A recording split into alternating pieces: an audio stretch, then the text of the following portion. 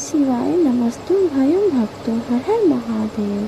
हरतालिका तीज व्रत कथा का पूर्ण फल प्राप्त करने के लिए माता पार्वती शिव जी का किस तरह से पूजा करें, आइए जानते हैं इस वीडियो के माध्यम से। माता पार्वती श्री गणेश जी महाराज का पूजन करने बैठ रही है। हरतालिका अखंड सौभाग्य का पूजन करने बैठ रही है।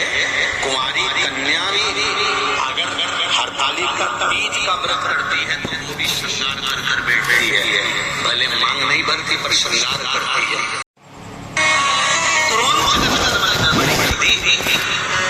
मनोमयी ने शंकर जी की आराधना करी, पूजन करी और अपने पति से कहा, स्वामी स्वामी क्या बात है मनोमयी, एक निवेदन करना चाहती हूँ, बोलिए क्या आप शंकर भगवान का विसर्जन कर आ जाएंगे?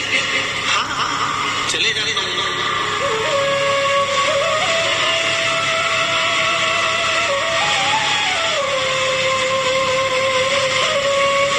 शिवजी का विसर्जन कर जाओगे? हाँ चले जाता हूँ।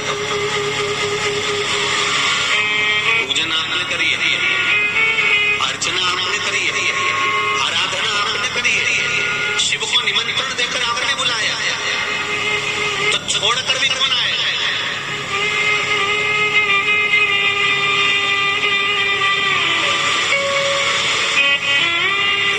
एक गलती हो गई है, में रह गई।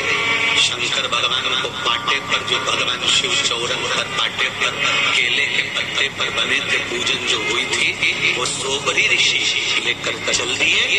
ले जाकर सोबरी ऋषि तो जैसे ही निकले, इतनी देर में जो क्रौंच गंधर्व दुनिया को ज्ञान दे रहा था, जो क्रौंच गंधर्व सबको ज्ञान बांट रहा था, अपने इंद्र के सिंहासन के पास में बैठकर देवताओं के नजदीक रहने के बाद भी वो क्रौंच गंधर्व सही नहीं रह पाया। और सोबरी ऋषि की धर्म पत्नी सुबह सुबह जब माताएं आखिरी पूजन करती है शंकर भगवान की, तो माता पार्वती जी को सिंदूर दान करती है। सिंदूर दान कर माताएं अपनी मांग में सिंदूर भरती है। हरतालिका तीज करके आप लोगों को स्मरण होगा, आखिरी पूजन में जब माता पार्वती को सिंदूर का दान दिया, सिंदूर अपनी मांग में भरा, भर कर बस मनोमयी अंदर प्रवेश कर रही थी, इतनी देर में क्रौंच गंधर्व उस घर के अंदर प्रवेश कर गया और दरवाजा उसने बंद कर लिया, द्वार बंद करा। मनोमयी को लगा कि मेरे पति विसर्जन कर है। और ध्यान से सुनना जरा कथा था। कई लोगों का प्रश्न रहता है कि हम गणेश जी बिठाते हैं तो गणेश जी के पास में वो चूहा रहता है, ये कौन था? तो ये हरतालिका की कथा सुन लो, आज मालूम पड़ जाएगा कि वो चूहा कौन था।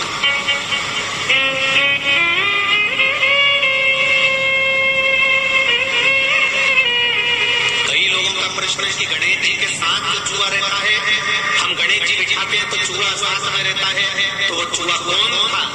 तो उनको मालूम होना चाहिए कि चूहा कौन था। क्या गड़बड़ी कर गया था कि चूहा बन गया था? स्मरण होना चाहिए आपको।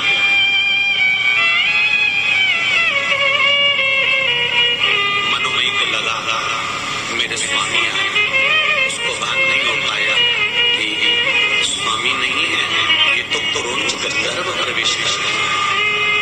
और गलत सोच से, गलत विचार से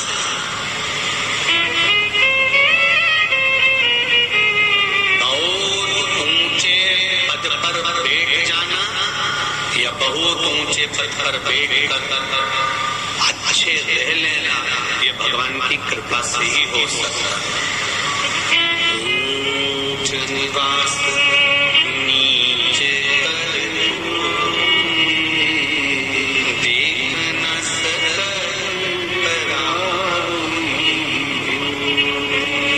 बहुत ऊंची गादी पर बैठ जाओ, बहुत ऊंचे सिंहासन पर बैठ जाओ,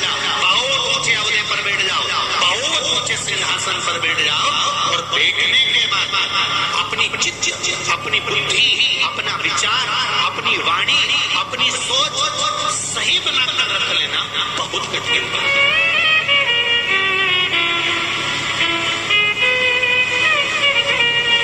एक भगवान से एक प्रार्थना जरूर करना, आप लोग मैं तो निवेदन करूंगा हिंगोली वासियों से भी, आस्था चैनल पर कथा सुनने वालों से भी, फेसबुक यूट्यूब पर कथा सुनने वालों से भी निवेदन करूंगा, भगवान से प्रार्थना करना, भगवान हमें ऊंचे सिंहासन पर बिठाना, हमें ऊंची गादी देना, हमें राष्ट्रीय ठाट देना, हमें दुनिया का सारा सुख देना, पर इतनी कृपा करना कि अपनी वाणी से, अपने द्वारा हम किसी को नीचा न दिखाएं, अपनी वाणी से, अपने द्वारा हम किसी को नीचा न दिखाया जाए, किसी को हमारी वाणी से चोट न लगे, किसी को हमारी वाणी से कोई घात न पहुंचे।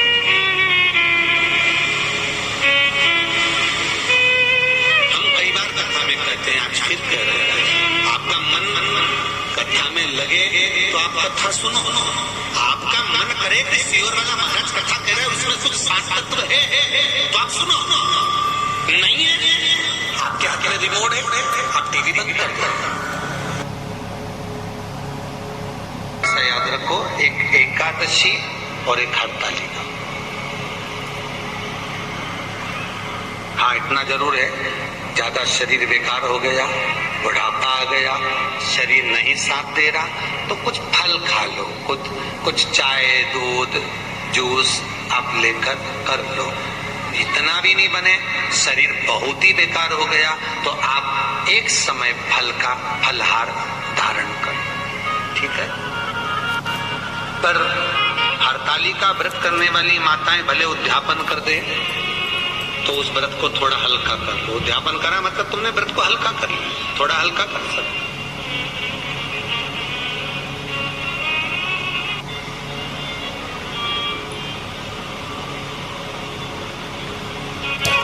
हरतालिका तीज का जो व्रत का उद्यापन करते हैं उसमें 5 चीज रखते हैं, 5 कपड़े स्त्री के, 5 कपड़े पुरुष के, 5 तरह का अनाज, 5 तरह का फलहार, 5 तरह का फल। तो 5 तरह का जो फल रखाता है हरतालिका तीज के उद्यापन में, दुनिया के लोग उस 5 तरह के फल को, केला गिन ले, पपीता गिन ले, मौसम्बी गिन ले, और अनार गिन ले, संतरा गिन ले, सब कुछ गिन लेते हैं, पर उस 5 तरह के फल में धतूरे को नहीं गिनते। पर शिव कथा में वर्णन आता है, हरतालिका तीज के उद्यापन में लिखा हुआ है, सबसे पहले 5 फल अगर गिनना है तो उसमें पहले धतूरे को गिनो, क्योंकि शंकर को वो प्रिय होता है, शंकर उसको स्वीकार कर लेता है। और धतूरा शंकर भगवान को क्यों चढ़ाया जाता है उसका प्रसंग आपको पहले भी कहा, आज फिर कहते हैं। धतूरा जब हम भगवान शंकर को समर्पित करते हैं तो हमारा कोई कार्य अटक रहा होता है, जिस कार्य को बार बार एग्जाम में बैठे हो, बार बार परेशान हो रहा है, बार बार इंटरव्यू देने जा रहे, नहीं हो रहा, एक बार धतूरे को हृदय से, भगवान को प्रेम से, करुणा सागर मेरे शंकर को दिल से एक बार वो धतूरा भगवान से विनती कर कर उसको चढ़ाओ तो सही, भगवान तुम्हारा कार्य सफल कर देगा। और दिल से चढ़ाना, हृदय। हरतालिका तीज की पूजन करने वाले को चाहिए कि बालू का, मिट्टी का शिवलिंग बनाना चाहिए। फुलेरा जो बनाया गया है ऊपर शंकर जी के ऊपर लटकाने के लिए, टांगने के लिए, उसके नीचे शिव, पार्वती, गणेश जी की सुंदर बालू की मूर्ति बना लेना चाहिए। व्रत कुंवारी कन्या कर सकती है, शादी होने के बाद भी नारी कर सकती है। अंतिम अवस्था तक प्राण छूटे तब तक हरतालिका तीज का व्रत नहीं छोड़ना चाहिए। एक व्रत हमेशा याद रखो, एक एकादशी और एक हरतालिका। हाँ, इतना जरूर है, दुनिया के लोग उस 5 तरह के फल को, केला गिन ले, पपीता गिन ले, पूजन हो जाए तो ज्यादा अच्छा। पर लोगों की आदत रहती है कि 8 बजे तक, 8:30 बजे तक, 9 बजे तक पहली पूजन करें, फिर दूसरी आराम से, फिर तीसरी, फिर आराम से, फिर चौथी, तो ऐसा सब अपने अपने हिसाब से। पर शास्त्र रीति कहती है कि प्रदोष का जो समय होता है, प्रदोष काल जो होता है, शाम का जो समय होता है, उस समय पर हरतालिका तीज की पहली पूजन हो, जिससे आपका स्मरण चित्त शंकर भगवान में उस घड़ी, उस पल, उस क्षण में आप शिव के हो जाएं और शंकर आपका हो जाए। हाँ, अगर किसी के आने में देरी हो, कोई आ नहीं पा रहा है, बहुत देरी हो रही हो, तो हरतालिका पूजन व्रत वर्णन करता है कि शिवलिंग का निर्माण, पार्वती जी की मूर्ति का निर्माण, गणेश जी का निर्माण और फुलेरा जो बनाया हुआ है, ये प्रदोष काल के पहले बनकर तैयार हो जाना चाहिए। प्रदोष काल के अंतर्गत फुलेरा नहीं बनना, फुलेरा पहले बन जाना चाहिए। और बहुत विचित्र, बहुत विशेष बात ध्यान रखिए हरतालिका तीज की, कि शंकर जी का जो आपने स्वरूप बनाया है, पाटे में, थाली में, चौकी पर, चौरंग पर जो स्वरूप बनाया है, वो पहले नहीं रखना है। पहले क्या बांधना है? फुलेरा। पहले फुलेरा बांधिए, उसके बाद उसके नीचे शंकर जी को रखिए। कई अब जो हरतालिका तीज का पूजन करते हैं तो उनके लिए हो गया, अब दूसरे के लिए भी सुन ले।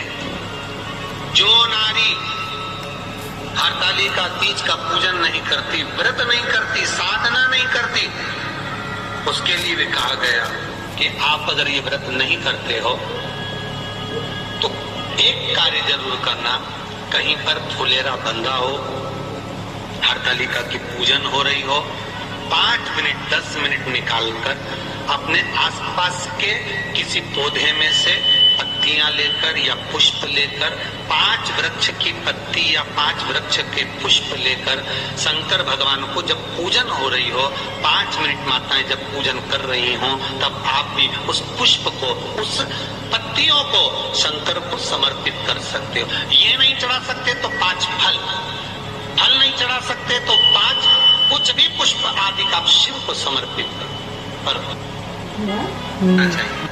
तो कहा कन्या स्त्री अगर मान लो हरतालिका का व्रत नहीं करती, पूजन नहीं करती, आराधना नहीं करती, तो वो कन्या, वो नारी, वो स्त्री, वो पुरुष कार्य तो बहुत करेगा, दुकान भी 4 चलाएगा, व्यापार भी बढ़ाएगा, पर संपदा को जोड़ नहीं पाएगा। 1 रुपए कमाएगा, 1.25 रुपए खर्च वाला काम चलेगा। हस्त नक्षत्र में जो तृतीया पड़ती है, हस्त नक्षत्र के अंतर्गत जो तृतीया का महत्व कहा गया है, वो संपदा को बढ़ाती है, मनोकामना को पूर्ण करती है। इस नक्षत्र के अंतर्गत जो तृतीया आती है, वो मनोकामना को पूर्ण कर कर चली जाती है। इसलिए शिव की आराधना के लिए प्रथम आई।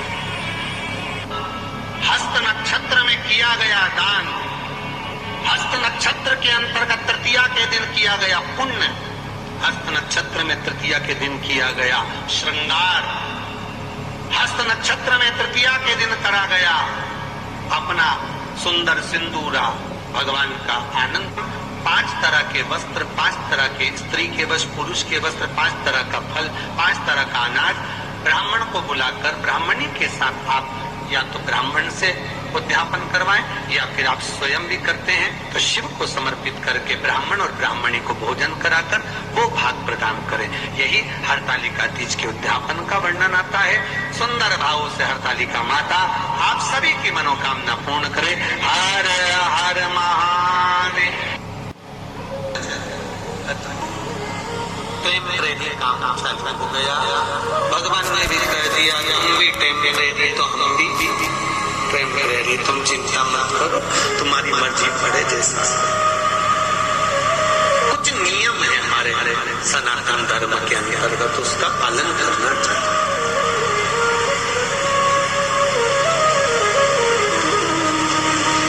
गणेश जी बिठाओ, पर निवेदन है उनके सामने मदिरा पीकर डांस मत करो।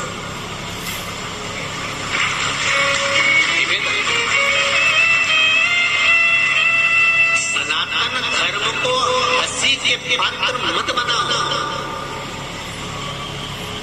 गणेश जी को लेकर आओ, गणेश जी को छोड़ कर आओ, गणेश जी का विसर्जन करो, बिठाओ, पर उनकी हंसी नहीं होना चाहिए कि आप मदिरा के नशे में आरती कर रहे हो, मदिरा के नशे में नाच रहे हो, कूद रहे हो और सनातन धर्म की हंसी उड़ रही है, वो सोच।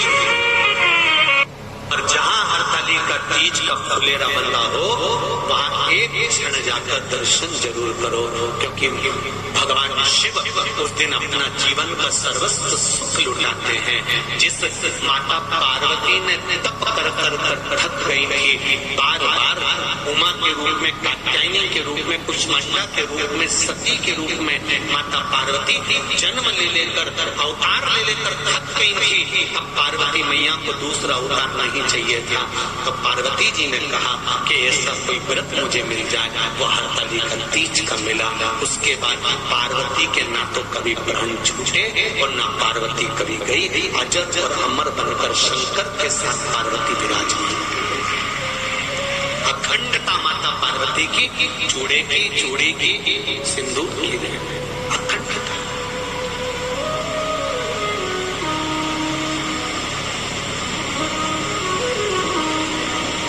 आप घर में कैसे भी कपड़े पहनो चले, पर जिस दिन आपके घर में तीज का व्रत हो, चतुर्थी का व्रत हो, या आपका सास ने जो व्रत बताया है, या आपके घर में माँ जो व्रत बताई है, जो घर के बुजुर्ग जिस व्रत को करते चले आ रहे हैं, उस व्रत को यदि आप कर रहे हो तो सिर पे पल्लू होना चाहिए।